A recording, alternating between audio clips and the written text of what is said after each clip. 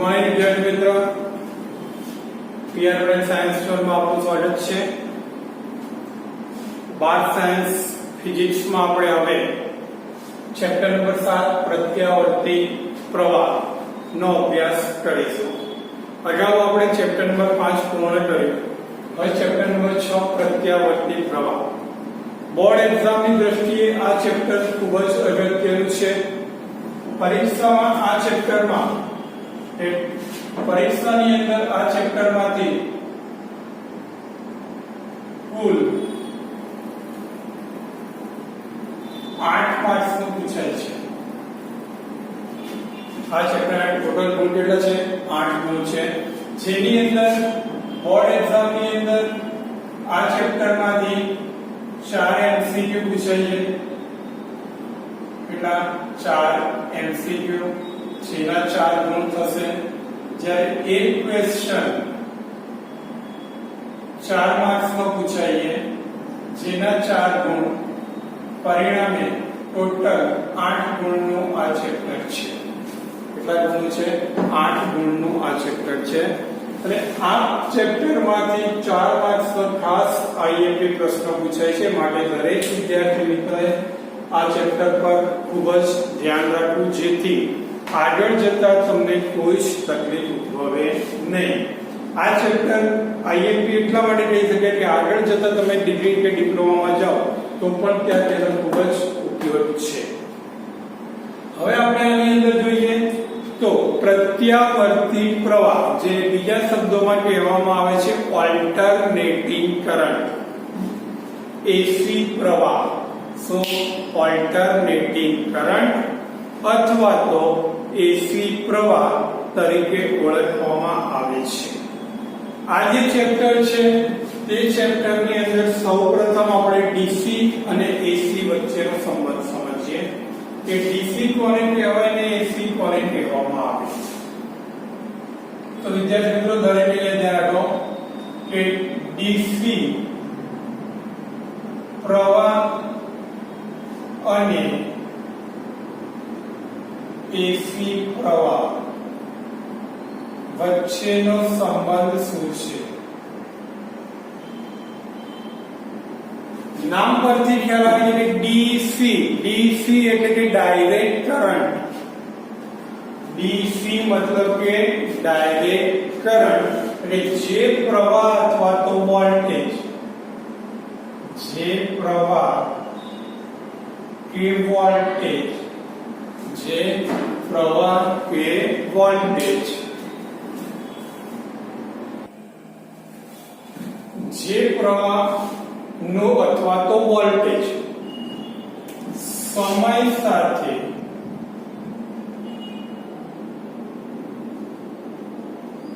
અચળ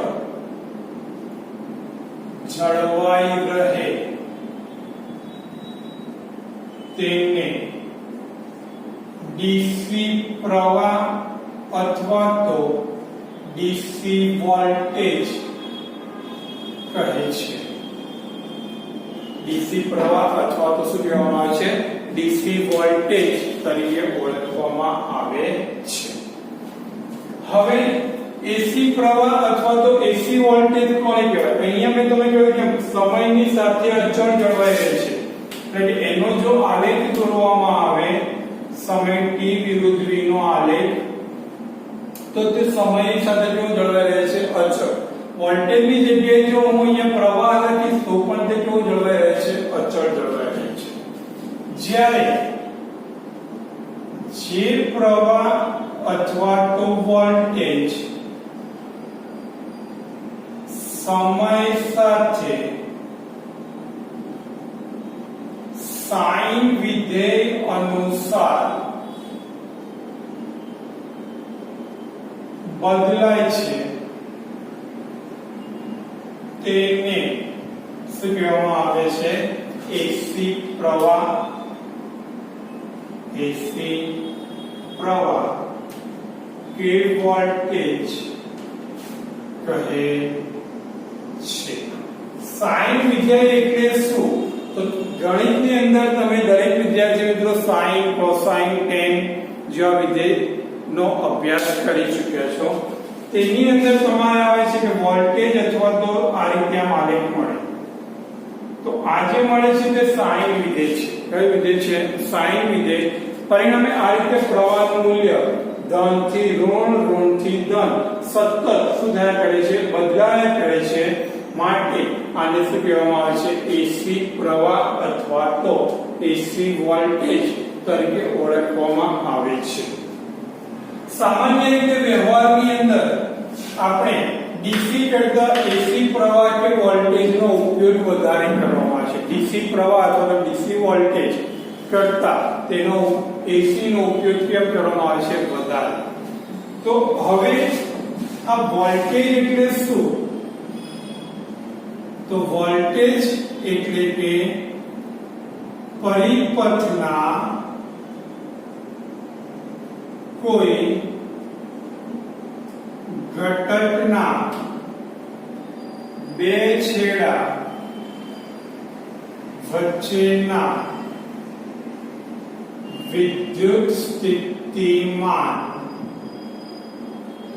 ના તફાવતને શું કહેવામાં આવે છે? વોલ્ટેજ કહે છે.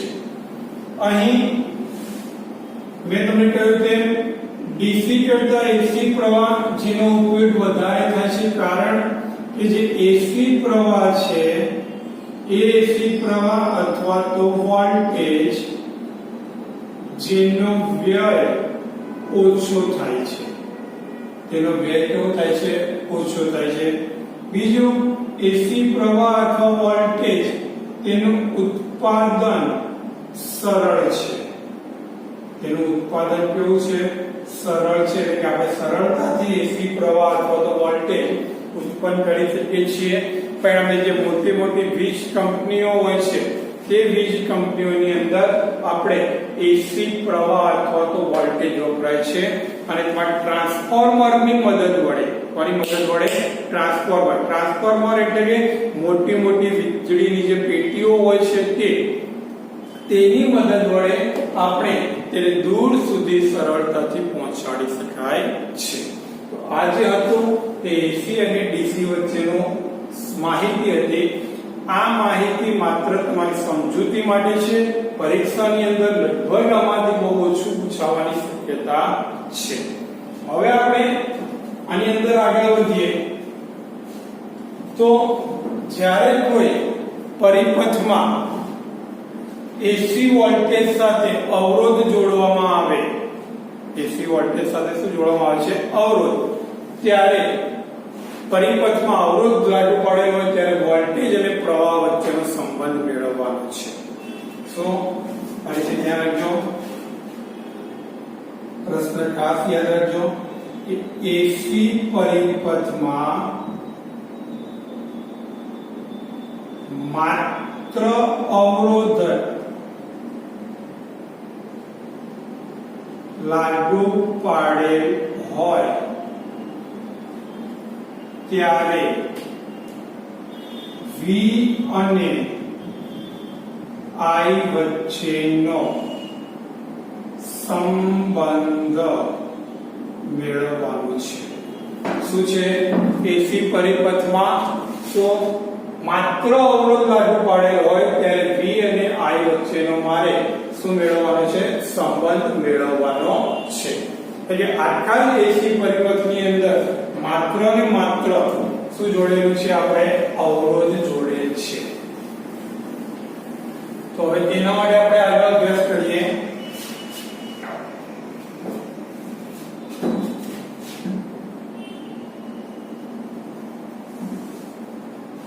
કે ધારો કે આ કોઈ એક એસી વોલ્ટેજ પ્રાપ્તિ સ્થાન છે. આ એસી વોલ્ટેજ પ્રાપ્તિ સ્થાન જેની અંદર R મૂલ્યનો અવરોધ જોડવામાં આવે છે. એસી વોલ્ટેજ પ્રાપ્તિ સ્થાન જેની અંદર R અવરોધ જોડેલ છે. શું જોડેલું છે? R અવરોધ. એટલે એસી વોલ્ટેજ સાથે કોની સાથે? એસી વોલ્ટેજ સાથે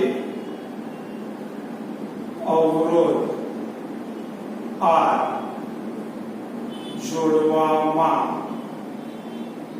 આવે છે. શું જોડવામાં આવે છે? અવરોધ R જોડવામાં આવે છે. અહીં એસી વોલ્ટેજ જે છે એસી વોલ્ટેજમાં અવરોધના બે છેડા વચ્ચેના વિદ્યુત સ્થિતિમાનના તફાવતને એસી વોલ્ટેજ કહે છે. શું ફરીથી કે પરિપથમાં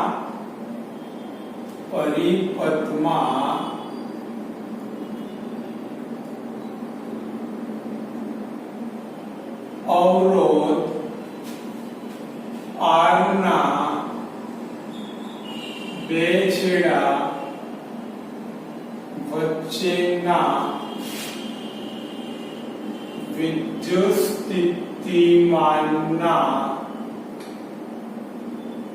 તફાવતને એસી વોલ્ટેજ કહે છે. એટલે ધારો કે આ A અને B બે બિંદુ છે તો આ A અને B બિંદુ વચ્ચેનો જે વિદ્યુત સ્થિતિમાનનો તફાવત છે એને શું કહેવામાં આવે છે? AC voltage. અને અગાઉ આપણે કહ્યું તેમ એસી વોલ્ટેજ સમય સાથે સાઇન વિધેય અનુસાર શું થયા કરે છે? બદલાયા કરે છે. પરિણામે એસી વોલ્ટેજ V બરાબર Vm sin omega t. શું થઈ જશે? V બરાબર Vm sin omega t. અહીં આ જે Vm છે જ્યાં Vm એ વોલ્ટેજનો મહત્તમ કંપવિસ્તાર છે, જ્યારે ઓમેગા જેને કહેવામાં આવે છે કોણીય આવૃત્તિ. શું કહેવામાં આવે છે? ઓમેગાને કોણીય આવૃત્તિ કહેવામાં આવે છે. આનો નંબર 1 આપીશું. ઓહમના નિયમ અનુસાર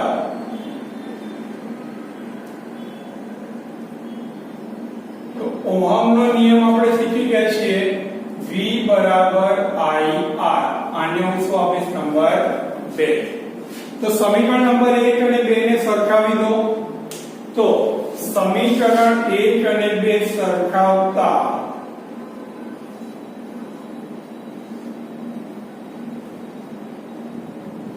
શું થઈ જશે? IR બરાબર Vm sin omega t. વિદ્યાર્થી મિત્રો R ને આ બાજુ છેદમાં લાવી દો તો પરિણામે શું થઈ જશે? I બરાબર Vm upon R sin omega t.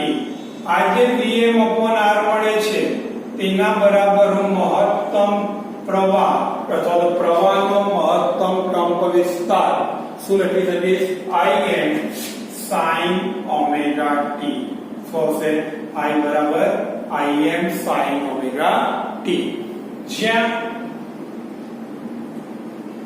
Im બરાબર પ્રવાહનો મહત્તમ કંપવિસ્તાર. Im બરાબર શું થઈ જશે? પ્રવાહનો મહત્તમ કંપવિસ્તાર. તો હવે તમે અહીંયા જોઈ શકો છો વોલ્ટેજનું મૂલ્ય પણ કઈ રીતે બદલાય છે? સાઇન વિધેય અનુસાર. પ્રવાહનું મૂલ્ય પણ કઈ રીતે બદલાય છે? સાઇન વિધેય અનુસાર બદલાય છે. મતલબ કે એસી વોલ્ટેજ અને પ્રવાહ બંને કેવા છે? સમાન છે. કેવા છે? બંને સમાન છે. એટલે એસી પ્રવાહ અને વોલ્ટેજ સમાન છે. હવે આ સૂત્રની અંદર જુદા જુદા સમય લેવામાં આવે એટલે કે સમય t બરાબર 0 એટલે એક પૂર્ણ ચક્ર લો તમે તો t બરાબર 0 પાઈ બાય 2 પાઈ આ રીતે જુદા જુદા સમય લેવામાં આવે તો પરિણામે વોલ્ટેજ અને પ્રવાહ બંનેનું મૂલ્ય કેવું રહે છે? સમાન મળે છે. કેવું મળે છે? સમાન મળે છે. તો પરિણામે એનો આલેખ દોરવામાં આવે ઓમેગા t બરોબર અહીંયા 0 પાઈ 2 પાઈ બરોબર. તો એમાં 0 sin 0 તો 0 થઈ જશે, sin 0 તો ઓમેગા t કિંમત 0 મૂકો તો sin 0 0 એટલે પ્રવાહનું મૂલ્ય શું થઈ ગયું 0. ઓમેગા t નું મૂલ્ય π/2 sin π/2 1 એટલે +1 થશે મહત્તમ એટલે Im થશે. sin π 0 3π/2 -1 2π 0 ફરી π/2 1 એટલે આ જે કિંમત મળે છે તે આપણને શું મળે છે Im એટલે કે મહત્તમ કંપનવિસ્તાર અને આ આલેખ પ્રવાહ માટે મળે છે. જો આ જ પ્રમાણે વોલ્ટેજ માટે લઈએ તો sin 0 0 મહત્તમ લઘુત્તમ મહત્તમ આ વોલ્ટેજ માટે મળે પણ અહીંયા શું આવે છે VL એટલે sin એટલે V અને I નું મૂલ્ય એક સાથે જ 0 મહત્તમ લઘુત્તમ થાય છે. એટલે વોલ્ટેજ અને પ્રવાહનું મૂલ્ય સો વોલ્ટેજ અને પ્રવાહ એક સાથે જ 0 લઘુત્તમ અને મહત્તમ થાય છે. એટલે કે તે સમાન કળામાં છે. મતલબ કે માત્ર અવરોધ ધરાવતા પરિપથ માટે યાદ રાખજો ખાસ વિદ્યાર્થી મિત્રો, માત્ર અવરોધ ધરાવતા પરિપથ માટે વોલ્ટેજ અને પ્રવાહ વચ્ચેનો કળા તફાવત 0 હોય છે. વોલ્ટેજ અને પ્રવાહ વચ્ચેનો કળા તફાવત કેટલો હોય છે 0. એટલે બંને એક જ સમાન કળામાં ધનથી ઋણ અને ઋણથી ધન તરફ તે ગતિ કરે છે. કે બંને વચ્ચેનો વોલ્ટેજ અને પ્રવાહ વચ્ચેનો તફાવત કેવો મળી રહે છે સમાન જોવા મળે છે. હવે આની અંદર આપણે આગળ શીખવાનું છે અવરોધક ધરાવતા પરિપથ માટે સરેરાશ વિદ્યુત ઊર્જા. માત્ર અવરોધક ધરાવતા પરિપથ માટે શું આવે સરેરાશ વિદ્યુત ઊર્જા વિશે આપણે સમજવાનું છે.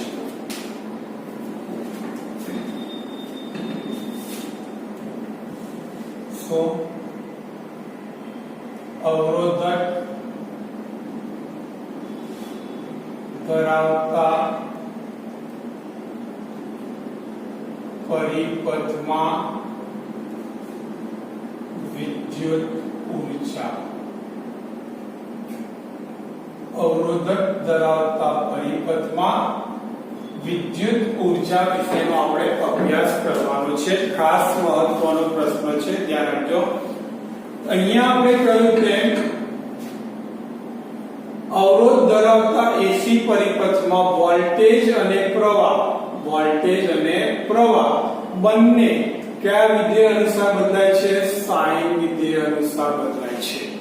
કયા વિધેય અનુસાર બદલાય છે સાઇન વિધેય અનુસાર બદલાય છે.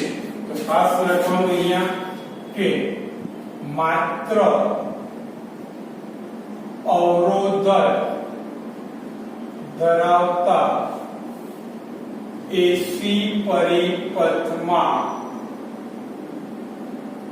વોલ્ટેજ અને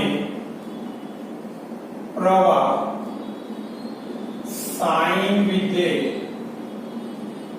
અનુસાર બદલાય છે.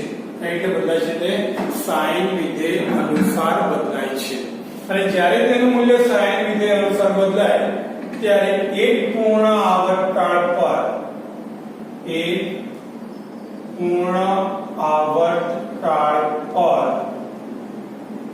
તેની સરેરાશ મૂલ્ય શૂન્ય થાય છે. એક પૂર્ણ આવર્તકાળ પર તેનું સરેરાશ મૂલ્ય શું જોવા મળે છે શૂન્ય જોવા મળે છે. શું શું જોવા મળે છે તે શૂન્ય. તો વ્યય થતો પાવર ધ્યાન રાખજો. તો એના માટે જે આલેખ આપણે અહીંયા દોરીએ છીએ તે જ આલેખ અહીંયા દોરવાનો છે, પણ અહીંયા માત્ર ને માત્ર પ્રવાહ માટે શોધવાનું છે. કોના માટે શોધવાનું છે? પ્રવાહ. અહીંયા જે આલેખ આવશે તે આલેખની અંદર મારે માત્ર ને માત્ર પ્રવાહ જ દર્શાવવાનો છે. શું દર્શાવવાનું છે? માત્ર પ્રવાહ.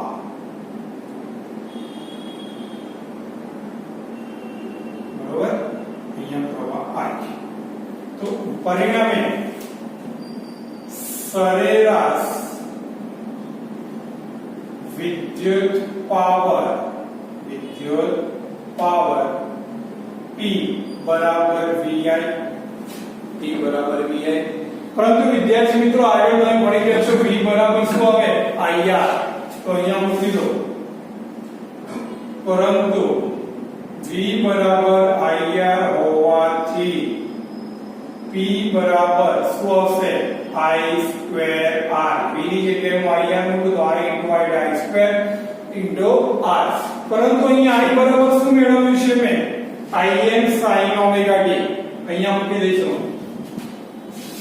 કે પરંતુ I બરાબર Im sin omega t લેતા P બરાબર Im² sin² omega t into R. એટલે P બરાબર Im²R sin² omega t.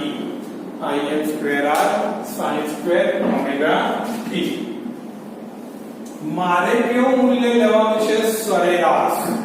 સરેરાશ મૂલ્ય લેવું હોય ત્યારે તમે એક પૂર્ણ આવર્તકાળ પર શું કરવું પડે? મારાનું સંકલન કરવું પડે.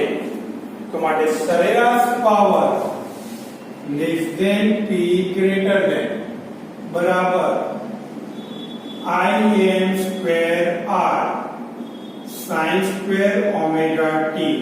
ચલો Im²R તો કેવા છે? અચળ, એટલે હું બહાર કાઢી લઈશ. તો માટે Im²R sin² omega t. હવે વિદ્યાર્થી મિત્રો ધ્યાન રાખજો.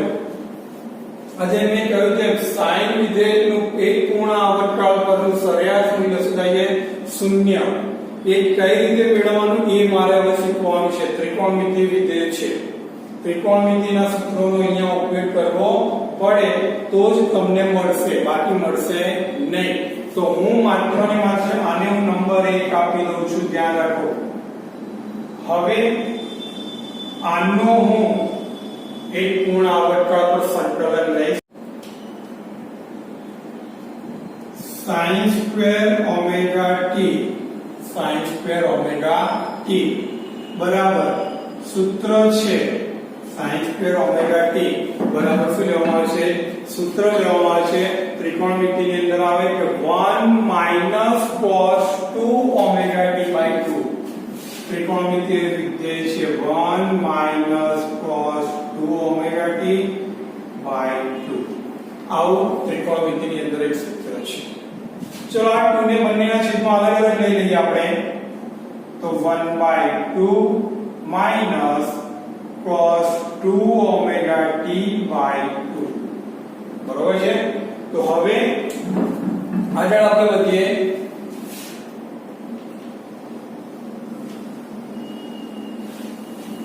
સાથે સાથે વિદ્યાર્થી મિત્રો દરેક વસ્તુ લખતા રહેજો જેથી આગળ જતા કોઈ તકલીફ ન પડે. બરોબર? તો પરિણામે હવે આપણે આગળ વધીએ. તો આ 1/2 તો એમને રહેશે. તો પરિણામે sin² omega t બરાબર 1/2 માઈનસ આનું એક પૂર્ણ આવર્તકાળ પર મારે શું કરવાનું છે? સંકલન. એટલે કે 1/2t સંકલન ઓફ 0 થી t cos 2 omega t dt. બરોબર? આનું એક પૂર્ણ આવર્તકાળ પર મારે શું કરવાનું? સંકલન. હવે આનું જો હું સંકલન કરીશ તો શું થશે, શું મળશે એ ધ્યાન રાખો દરેક મિત્ર. કે અહીંયા સંકલન કરવાથી શું મળે તો સાઈન વિધેય છે, સાઈન વિધેયનું સંકલન તમે દરેક જણ જાણો છો તે પ્રમાણે સાઈન વિધેયનું સંકલન તમે દરેક જણ જાણો છો શું થાય cos θ sin નો cos તો પરિણામે cos 2 ઓમેગા t શું થશે 0 થી t તો હું એનું માત્ર કરું છું ધ્યાન રાખજો 0 થી t cos 2 omega t dt એટલે કે આનો sin 2 ઓમેગા t 0 થી t કિંમત મૂકી દો બંને શું કોમાં આવે કિંમત તો પરિણામે આની જે કિંમત મળશે તે કેટલી મળશે 0 કેટલી મળશે 0 તો આ કિંમત 0 મળશે કઈ રીતે સાહેબ 0 મળે તો અહીંયા t બરાબર આ t મૂકો ને આ 0 મૂકો એટલે sin 0 તો 0 થઈ જશે આ t મૂકશે એટલે t બરાબર 2π ઓમેગા કહેવાય 2π વધશે અને sin 2π ની કિંમત પણ 0 એટલે આખાની કિંમત શું થઈ ગઈ 0 તો આ કિંમત કેટલી મળી આપણને અહીંયા 0 તો માટે sin સ્ક્વેર ઓમેગા t બરાબર 1/2 માઈનસ શું વધ્યું 1/2t into 0 એટલે આ પદ પાછું 0 થઈ ગયો તો માટે sin square omega t is equal to 1/2 આટલું આપણને મળે આને હું નંબર 2 આપીશ 2 ની કિંમત 1 માં મૂકી દો તો સમીકરણ 2 ની કિંમત 1 માં મૂકતા 2 ની કિંમત કેમ મૂકવામાં આવે 1 માં તો શું થશે ધ્યાન રાખો less than p greater than બરાબર શું છે im square r into 1/2 ચલો 1/2 એટલે less than p greater than બરાબર 1/2 im square r જે આપણને સરેરાશ વિદ્યુત પાવર મળે છે શું મળે છે આપણને સરેરાશ વિદ્યુત પાવર મળે છે એટલે અવરોધક ધરાવતા પરિપથમાં વિદ્યુત ઊર્જા આટલી જોવા મળે less than p greater than બરાબર 1/2 im square r શું જોવા મળે છે 1/2 im square r જેટલી જોવા મળે છે હવે આપણે આગળ વધીએ વિદ્યાર્થી મિત્રો ખાસ મહત્વનો અહીં આઈએમપી ટોપિક હવે આવે છે કે સરેરાશ વર્ગિતનો વર્ગમૂળ શું આવે છે સરેરાશ વર્ગિતનો વર્ગમૂળ અથવા તો RMS સરેરાશ વર્ગિતનો વર્ગમૂળ અથવા તો RMS કોને કહેવામાં આવે છે તો સરેરાશ વર્ગિતનું વર્ગમૂળ એટલે શું તો કોઈ પણ રાશિના વર્ગના સરેરાશના વર્ગમૂળને સરેરાશ વર્ગિતનું વર્ગમૂળ કહે છે તો આપેલ રાશિના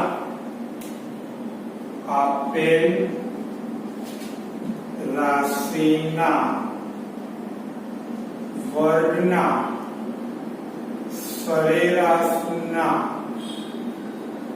વર્ગમૂળને શું કહેવામાં આવે છે સરેરાશ વર્ગિતનું વર્ગમૂળ કહે છે શું કહે છે સરેરાશ વર્ગિતનું વર્ગમૂળ જેને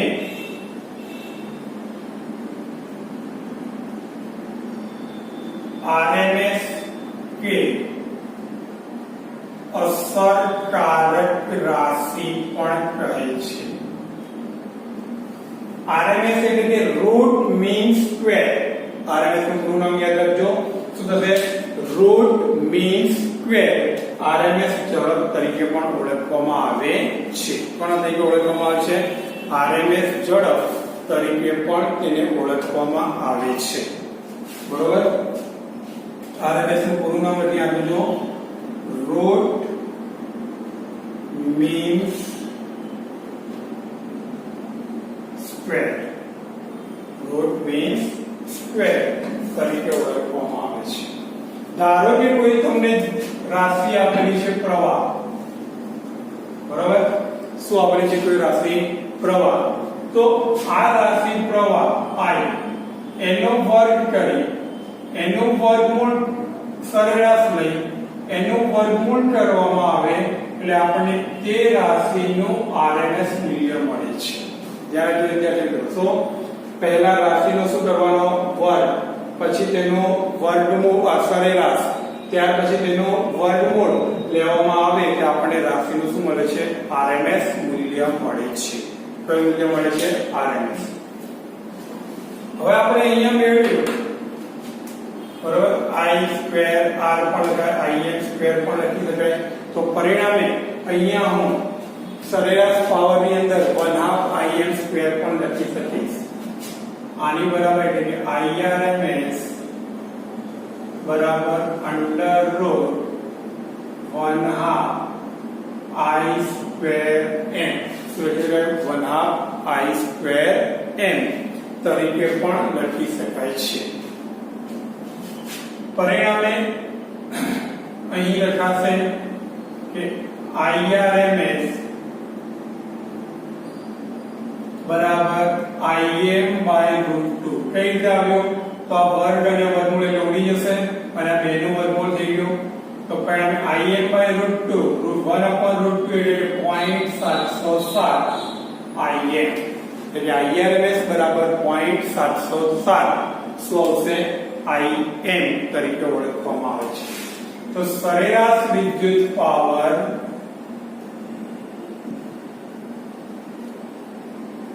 અહીંયા આપણે મેળવ્યું હતું P બરાબર 1/2 I²mr મેળવ્યું હતું